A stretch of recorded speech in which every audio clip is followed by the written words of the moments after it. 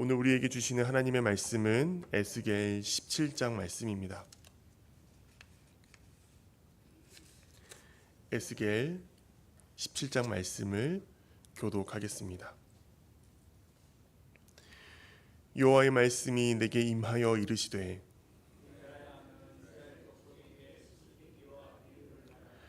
여호와께서 이같이 말씀하여 이르시되 색깔이 화려하고 날개가 크고 기치 길고 털이 숱한 큰 독수리가 레바논에 이르러 백향목 높은 가지를 꺾되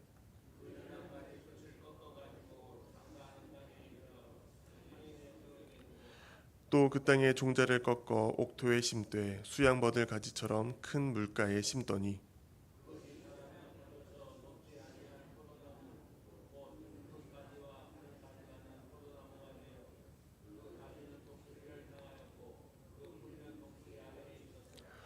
또 날개가 크고 털이 많은 큰 독수리 하나가 있었는데 그 포도나무가 이 독수리에게 물을 받으려고 그 심어진 두둑에서 그를 향하여 뿌리가 뻗고 가지가 퍼졌도다.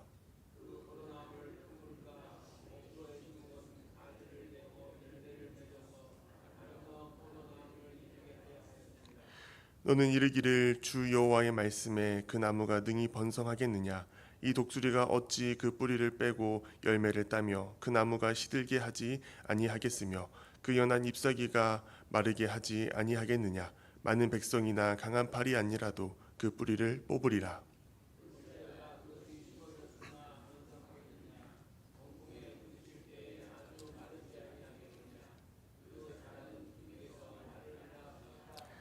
여호와의 말씀이 또 내게 임하여 이르시되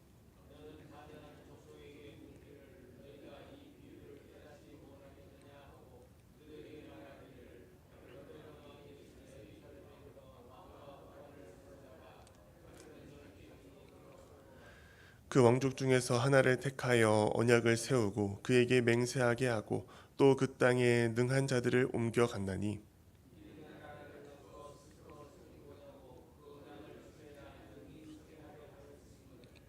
그가 사절을 애굽에 보내 말과 군대를 구함으로 바벨론 왕을 배반하였으니 형통하겠느냐? 이런 일을 행한 자가 피하겠느냐? 언약을 배반하고야 피하겠느냐?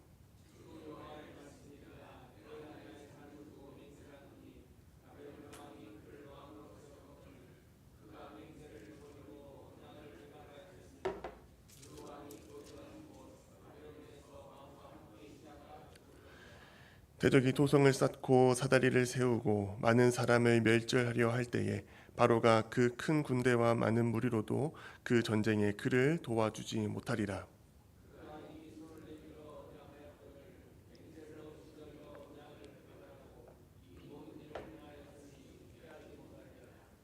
그러므로 주 여호와의 말씀이니라. 내가 나의 삶을 두고 맹세하노니 그가 내 맹세를 업신여기고 내 언약을 배반하였은즉 내가 그 죄를 그 머리에 돌리되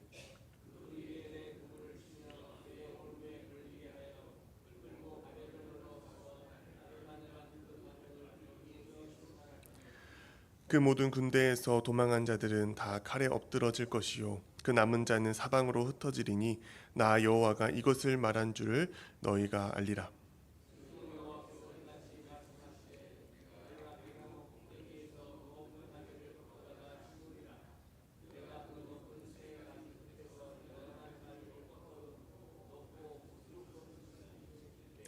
이스라엘 높은 산에 심으리니 그 가지가 무성하고 열매를 맺어 아름다운 백향목이 될 것이요 각종 새가 그 아래에 깃들이며 그 가지 그늘에 살리라.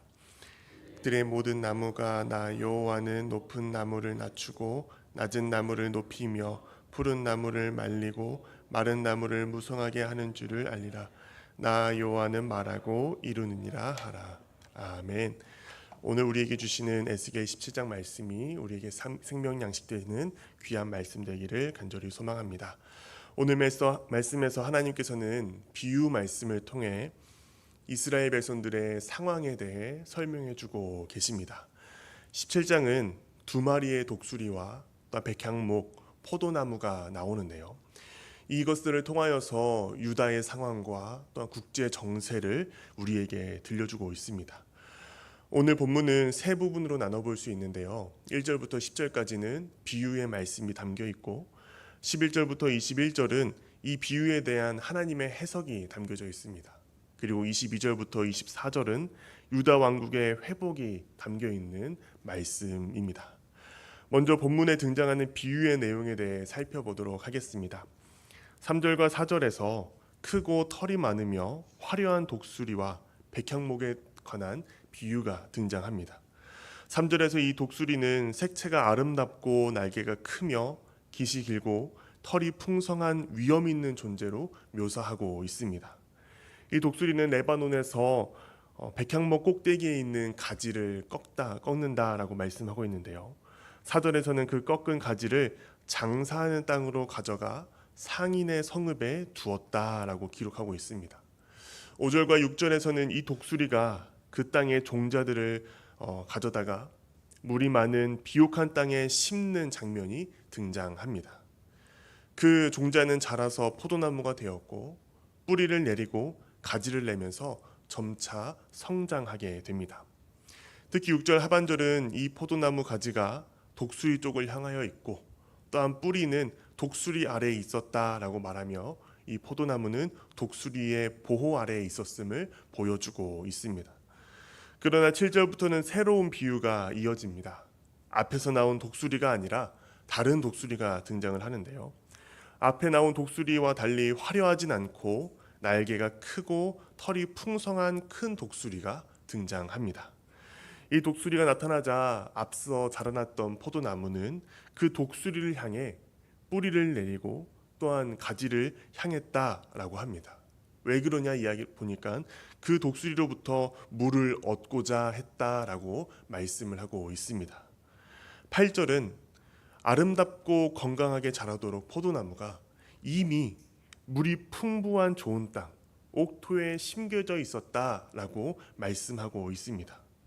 그럼에도 불구하고 이 포도나무는 새로 나타난 독수리를 향해 나아가는 어리석은 선택을 한 것임을 보여주고 있습니다. 그 결과를 9절에서 묘사하고 있는데요. 이와 같은 포도나무는 번성하지 못할 것이고 또한 잎이 시들고 가지가 말라 죽을 것이며 건조하고 뜨거운 동풍이 불어 그것을 메마르게 할 것이다 라고 경고하고 있습니다. 11절부터 15절은 앞선 1절부터 10절까지 주어진 비유에 대한 해석의 내용인데요. 12절 말씀에 3절과 4절에 대한 내용이 해석되고 있습니다. 이때 등장한 색깔이 화려하고 날개가 크며 깃이 길고 털이 풍성한 큰 독수리는 바벨론을 상징합니다. 레바논은 예루살렘을 의미하고 그 백향목의 높은 가지는 유다 왕 여호야긴을 가리킨다라고 말씀하고 있습니다. 또한 상인의 성읍은 바벨론 땅을 상징하고 그 바벨론 땅에 놓았다는 것은 이스라엘 백성들이 바벨론으로 이주하게 될 것임을 상징하고 있습니다. 즉 바벨론 왕이 예루살렘에 이르러 왕과 귀족들을 사로잡아 바벨론 포로로 끌고 갈 것이다 라는 예언의 말씀이 이 17장에 담겨 있는 것입니다. 13절은 5절에 나온 종자를 꺾어 옥토에 심는다라는 말씀을 해석하고 있는데요. 바벨론 왕이 왕족 가운데 한 사람, 즉 여호야긴을 폐위시키고 시드기야를 선택해서 그와 언약을 맺고 그로 하여금 충성을 맹세하게 한 사건을 다루고 있습니다. 바벨론 느부갓네살 왕은 여호야긴을 폐위시키고 그의 삼촌 시드기야를 유다의 왕으로 선택했습니다. 독수리 안에서 가지를 뻗고 뿌리를 내렸다라는 것은 시드기야 왕 통치 시기에 유다가 이 바벨론의 통치 가운데 안정과 번영을 누렸다라는 것을 의미하고 있습니다. 14절에서는 하나님께서 유다를 그러한 위치에 놓으신 의도를 설명하고 있는데요. 그들을 낮아지게 하셔서 유다가 바벨론의 속국을 되게 함으로써 교만하지 않도록 하시기 위함이고 또한 바벨론의 통치 아래 있으면서 자신들의 죄를 돌아보고 회개하도록 하기 위함이었음을 보여주고 있습니다. 15절은 앞서 7절에 옥토에 심겨진 포도나무가 다른 독수리가 나타나자 그 독수리에게 물을 받고자 뿌리와 가지를 뻗었던 것, 그것을 해석하고 계신데요. 시드기야가 바벨론 왕에게 하나님의 이름을 걸고 충성 맹세하고 즉위하였고, 그 밑에서 그나마 번성과 안녕을 누렸음에도 불구하고 바벨론을 배반하고 애굽을 의지하려 했던 그 행위를 비판하고 있습니다.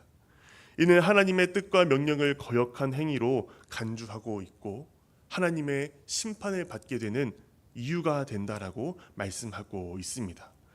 16절과 21절까지의 말씀은 비유 해석의 연장으로 이 시드기야에 관련한 주요 사건과 유다의 패망에 대한 말씀을 예언하고 있습니다.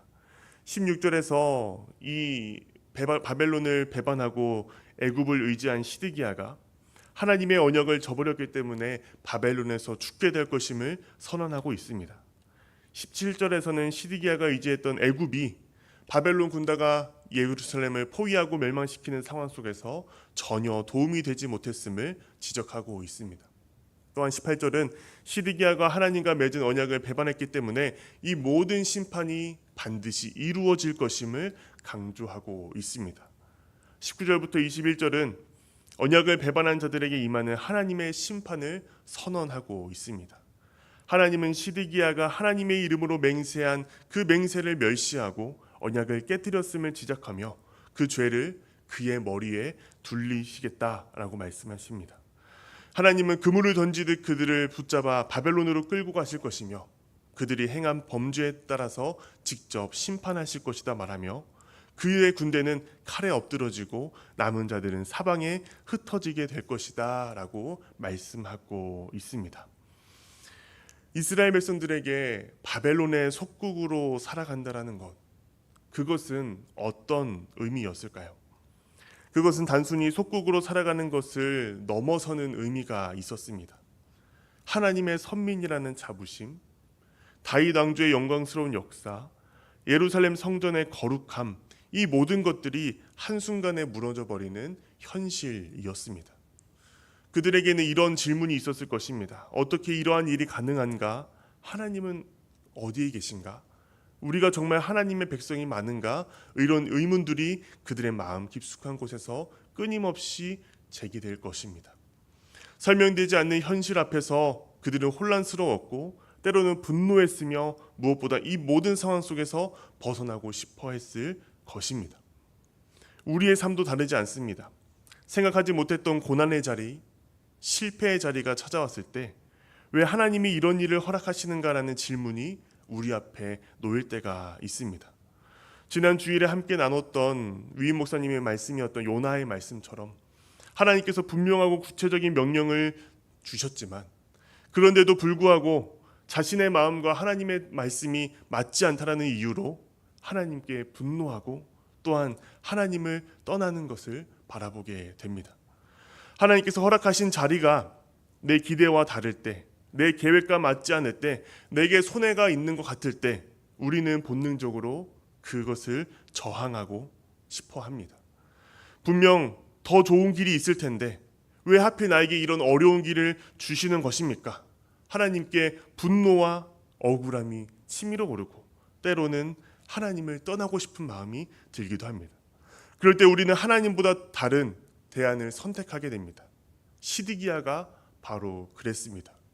하나님의 섭리로 바벨론 안에 놓인 자리를 받아들이기보다 매력적으로 보이는 애굽의 길을 택했습니다. 애굽의 군사력이 더 강해 보였고 그들의 약속이 더 달콤하게 느껴졌습니다. 바벨론에서 벗어나 다시 독립국가로서의 위상을 회복할 수 있을 것 같았습니다. 그러나 그 뒤에 숨어 있었던 그 시드기야의 문제는 무엇입니까? 하나님을 떠나고 하나님의 이름으로 언약했던 그 언약을 가볍게 여기고 하나님의 뜻보다 자신의 판단을 우선했던 시드기야의 교만이 있었습니다. 더 쉬워 보이는 길, 더 빠른 해결책, 더 확실해 보이는 대안을 선택하면서 하나님의 말씀을 귀 기울이지 않았다라는 것입니다. 우리는 다른 선택이 더 주어집니다.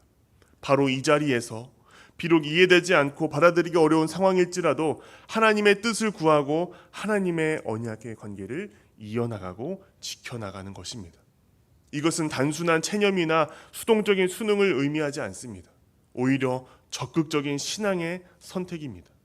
하나님께서 이런 일을 나에게 허락하신 것, 나에게 이해되지 않는 자리로 보내신 것, 그럼에도 불구하고 하나님만을 신뢰하고 주님의 뜻이 나의 뜻보다 더 선하다는 것을 믿으며 이 자리에서 주님의 뜻을 발견하는 순종의 자리가 우리가 있어야 할 자리입니다.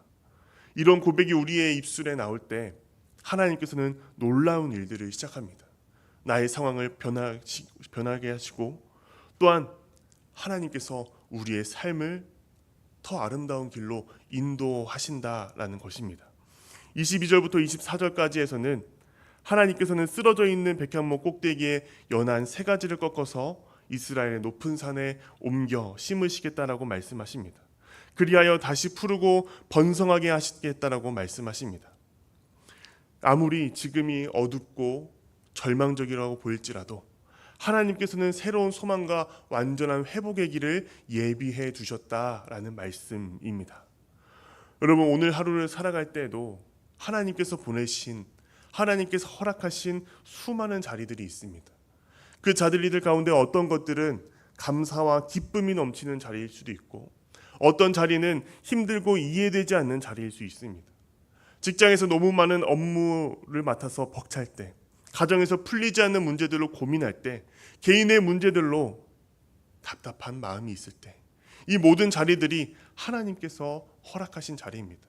이 자리 속에서 우리가 좌절하고 낭망하고 포기해버리는 것이 아니라, 하나님이 아닌 다른 것들을 의지하면서 나아가는 것이 아니라, 시드기야처럼 세상의 것들을 의지하면서 나아가는 것이 아니라 하나님과의 언약을 의지하며 하나님을 신뢰하고 하나님의 뜻과 때를 구하면서 나아가는 우리가 되어야 합니다.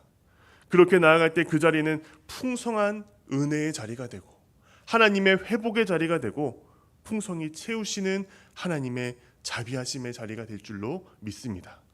하나님께서는 이 모든 자리와 상황을 통해 우리의 삶 가운데 놀라운 일들을 이루어 나가십니다.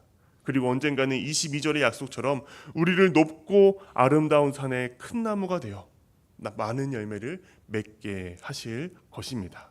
오늘 이 소망을 품고 나아가 우리의 모든 삶의 자리마다 그 속에서 말씀하시는 하나님의 뜻을 발견하고 그 속에서도 신실하신 하나님의 약속을 붙들고 살아가는 저와 여러분 되시기를 간절히 소망합니다.